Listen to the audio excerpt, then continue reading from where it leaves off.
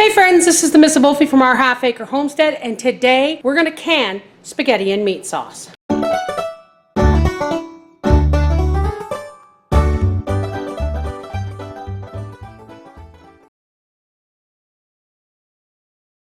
Okay, so in my two crock pots here, I have approximately 9 to 10 pounds of venison, ground venison, and ground pork. And I'm just going to add about a half a cup of water each. Put the lids on them. They're on low and they're going to cook overnight. But for now, they're starting while I chop up the vegetables. Okay, so our meat is thawing and it's going to cook overnight. But I'm going to start adding my veggies. I'll be putting some dehydrated stuff in here too. But here, for now, is the fresh stuff. We've got green peppers, onions, mushrooms. I'm going to add some garlic, and I'm low on fresh mushrooms, so I'm going to add about a tablespoon of flaked onion. And to this, when I find it, I'm going to put in some basil and a little pinch of oregano, and of course some black pepper. So we'll see you tomorrow when this is all cooked. Oh, by the way, you got lots of onions. What did I say?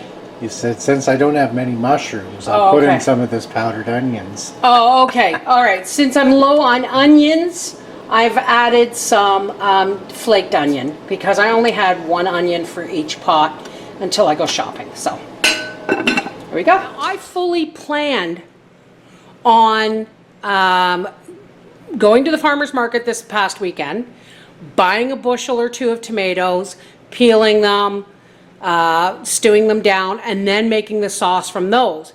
But guess what? There was no bushels of tomato at the farmer's market this weekend. So what I did was, when we went to the grocery store, these were on sale. Crushed tomatoes and diced plum tomatoes. Now this is what I would have made my sauce from anyway, is just home stewed down tomatoes. So in this pot, I have 10 28-ounce cans of crushed tomatoes and 2, soon to be 3 cans of diced plum tomatoes. And the reason I'm putting these in is to make it a little more liquidy. Okay, so I'm mixing and matching lids today, and here in this pot you see some of my Tatler lids. And what I'm gonna do is I'm gonna bring them up to a boil, and when they've boiled, I'm going to shut them off, and when the water cools down a bit, I'm just going to drop these in because these have rubber rings. This is plastisol.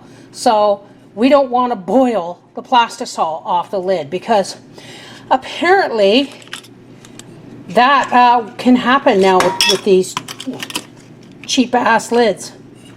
Okay, so now I have in here, and I didn't realize the camera wasn't on, I have 11 cans of crushed tomatoes and 3 cans of diced plum tomatoes.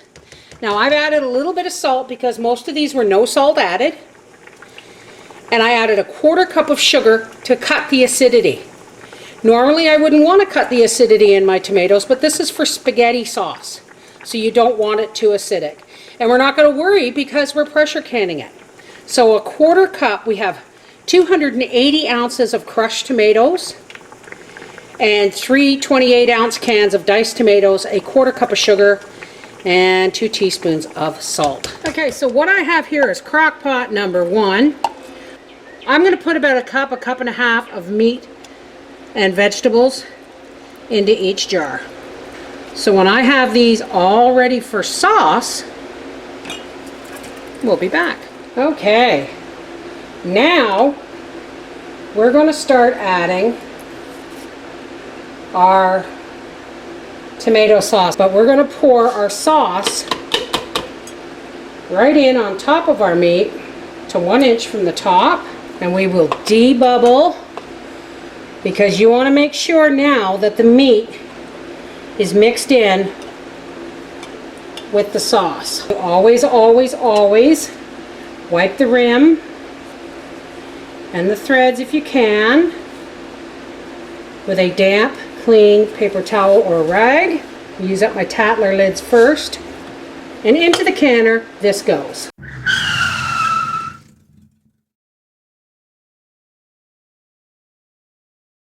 We'll be back when the canner's full. Okay, so here I have 1, 2, 3, 4, 5, 6, 7 liters in here and 7 1-liter jars in here. So I'm going to put the lids on these, bring them up to a boil. I've still got enough left for a couple more jars, but I think we'll be having spaghetti for supper tonight. So I'm going to put the lids on these and I'll be back. Now we are venting a steady stream of steam and we've set the timer for 10 minutes. Okay, so here we've been venting a steady stream of steam for 10 minutes. We're going to put our 10-pound weight on. As soon as this begins to jiggle vigorously, we'll turn it down to just above medium, and then we'll start timing it, and we will time these quarts for 90 minutes. Okay, so our first canner is done and cooled down enough that we can open it. Folks, always open your canner lid away. Why? Because of that steam right there. Looks like I may have had some leakage.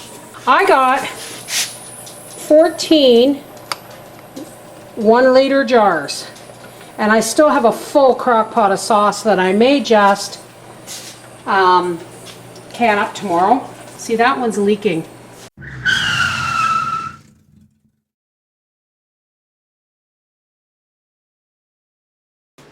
Okay, so we got 17 jars of spaghetti and meat sauce. Now I canned the rest today. Now there's not 17 here because we had some for supper tonight and I sent a jar home with my son. This is the Mrs. Volfie from our half-acre homestead saying, you know what? Sometimes the weather takes out the plants and the gardens and everything else. But you can still do your home canning. Just buy what's on sale and work with that. Take care. Bye-bye.